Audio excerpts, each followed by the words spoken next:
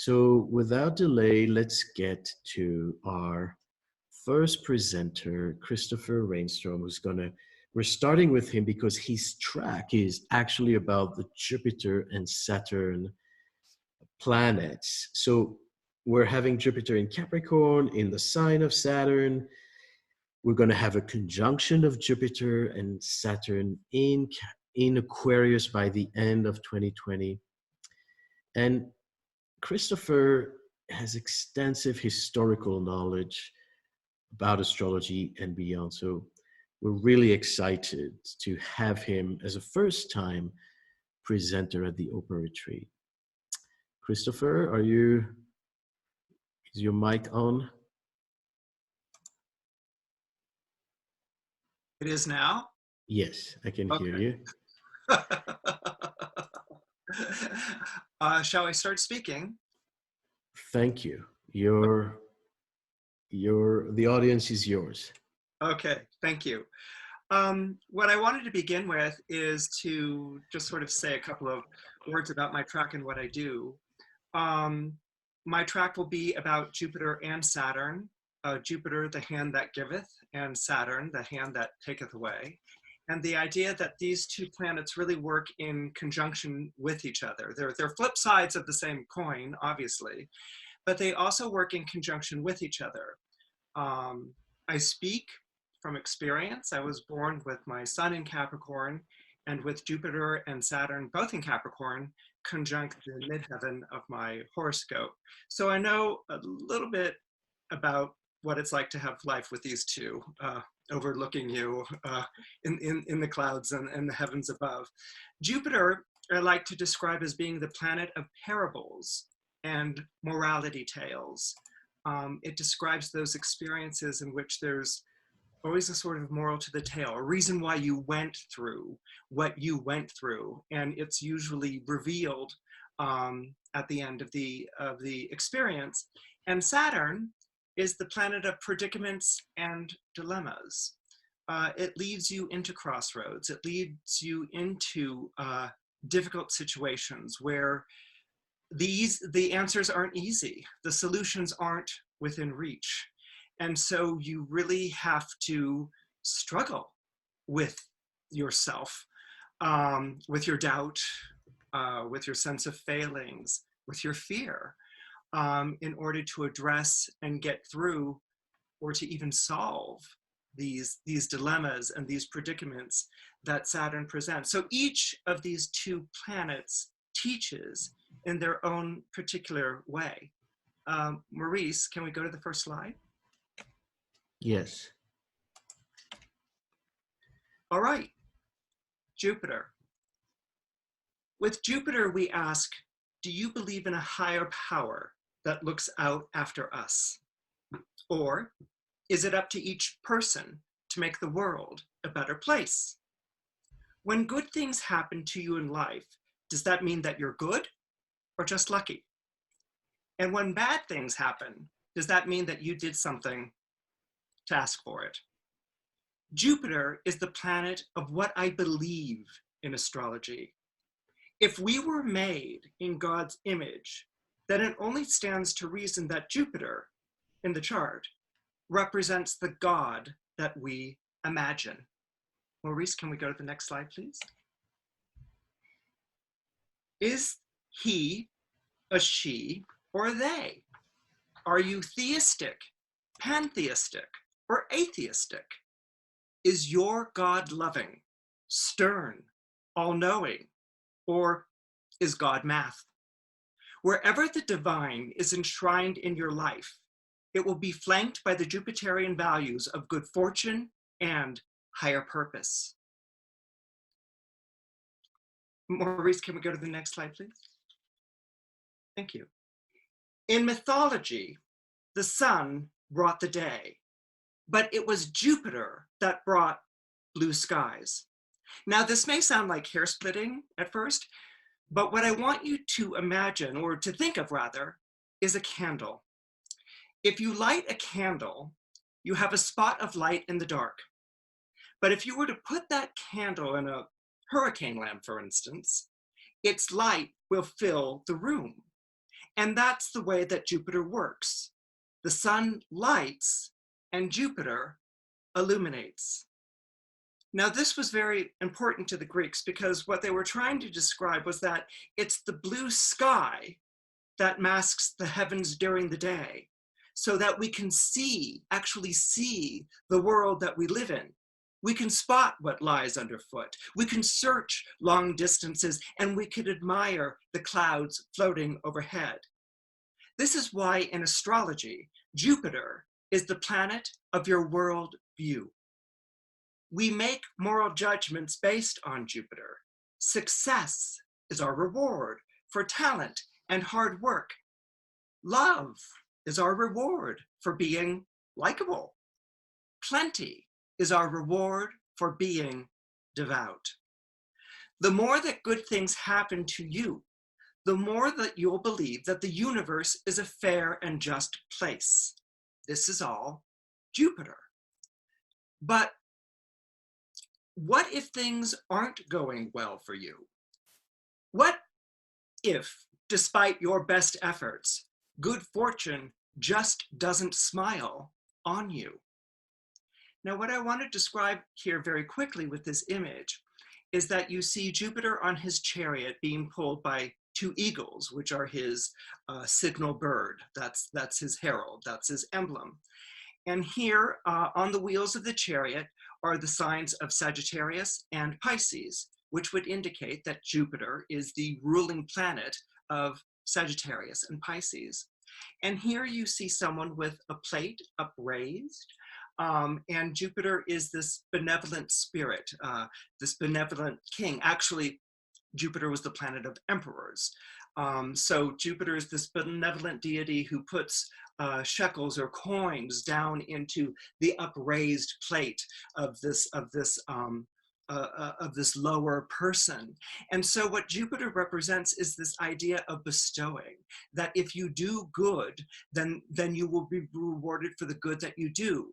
It then begins to lend itself to ideas that of paying it forward, of if you're shown charity or if someone does you a good turn, you turn around and do someone else a good turn. And this is something that courses like blood through the arteries of our society. This is the thing that makes our society a moral, a just, and a good place. These are the values, these are the qualities that are connected, that are associated to Jupiter. Jupiter is not so much in it for myself type of planet, as it is a planet which really takes in the community and the group. And that's because Jupiter was named after the Greek god of the polis, the city-state. So civic duties and functions, good government, moral institutions, these are the things that are associated to Jupiter. Now, recently, from 2015 to December 2017, we had Saturn in the sign of Sagittarius. And so what Saturn will do is, we know it as a planet of tests, but if you look at older texts, Saturn lays ruin too. It's not an idea that we're altogether comfortable with, because laying ruin too sounds so dark and despairing and dismal, but Saturn's job is to actually lay ruin too. We now call it test. It walks around the car and kicks the four wheels to see if it functions. But in the sign of Sagittarius, Saturn essentially gutted our moral foundations and our government institutions during that time.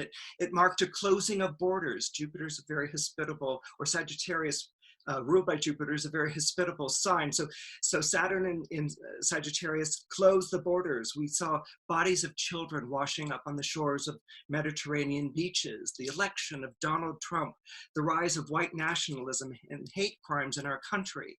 All of these things stoked by fear, but all these things that also showed the ruin or the collapse of our moral foundations and our government institutions. So now we have Jupiter coming into the zodiac sign of Capricorn. So what does it introduce? What does it bring?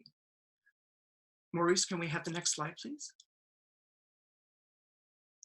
When I wanted to talk about Jupiter in Capricorn, I was immediately reminded of this Time magazine cover, which I remember seeing as a child and just really, I was raised in a Catholic home, and this was just like, oh my goodness, look at what came into the mail, in the mail today.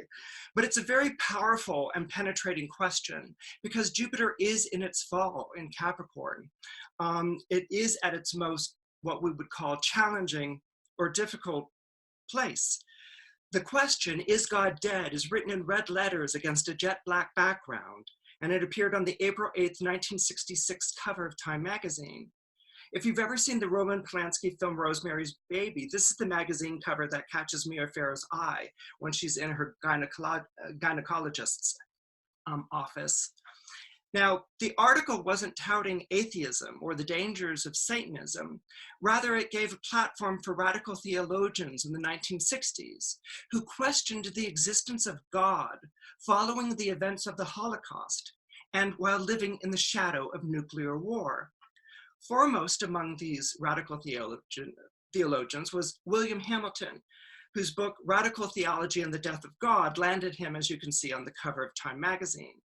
Hamilton's point was, we are not talking about the absence of the experience of God, but about the experience of the absence of God. And I want you to think about that for a moment, because it's an extraordinary quote. We are not talking about the absence of the experience of God. We are talking about the experience of the absence of God. And what radical theologians argued, that God would, if required, certainly not cause or create a nuclear destruction to destroy our world. But at the same time, could we really trust God to intervene in history to prevent nuclear destruction of our world? His point was, as human beings, we are entirely on our own. This was a radical rethinking of God's nature, one that Christians who believe in the providential course of human history would have a hard time accepting without acknowledging that God, the God of providence, had died. So Hamilton concluded from this, perhaps we should say that God became man so that man no longer needs to become God or even to believe in him. Man may now cease striving for what he is not, making a monster of himself, so that he can attend to becoming who he is. The last slide, Maurice.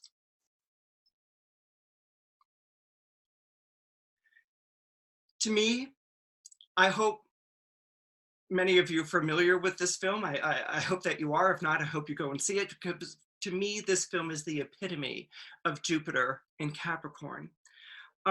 George Bailey, played by James Stewart, is a young man who has high hopes of seeing the world and building great buildings. He's very Jupiterian, he's very Sagittarian, in fact.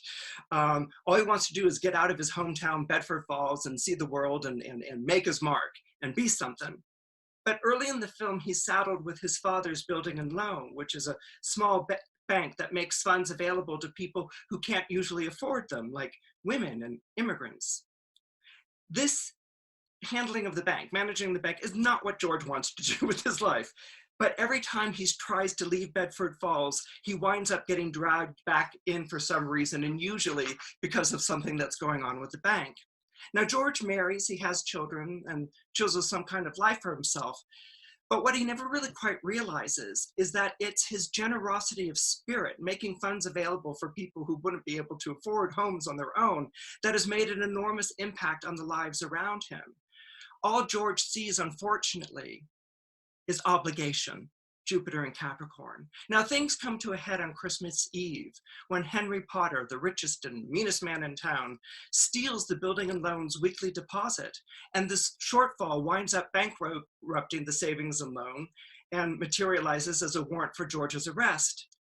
In despair, George goes to the bridge and is about to throw himself off the bridge into the icy cold waters, when George's guardian angel Clarence materializes out of nowhere and throws himself into the river instead. George saves Clarence, who in turn saves George, by showing George what life would have been like had he never existed. It's a nightmare. there would have been so much pain caused to other people, so much despair visited on others' lives. And it's this realization that George has really played this extraordinary role in everyone's lives around him that drives him to beg his guardian angel Clarence to make him exist again. The important thing, or the takeaway for me with this that I want to share with you about Jupiter in Capricorn, is that Jupiter in Capricorn says, don't look to a higher power, don't look to God, but look to the difference that you make in other people's lives, how each of us, like angels, intercede for one another in times of need and despair. And things won't always be easy. Jupiter in Capricorn makes things very hard, and there will be hardships in the coming year associated to it. But Jupiter in Capricorn will ask you to be your own moral conscience. It will ask you to be your own agent of justice in the lives of others. And it will ask you to intervene, to help others, and to recognize the place that you hold in their lives and the place that they hold in yours. Beautiful. Thank you so much. It's very inspiring. And it's interesting also to see that next year, as Jupiter moves into Capricorn, Saturn transitions from Capricorn to Aquarius, actually around April.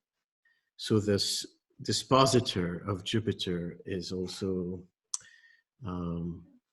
changing signs. So that ought to be quite interesting development. It's actually during the retreat. And that brings me to the next question.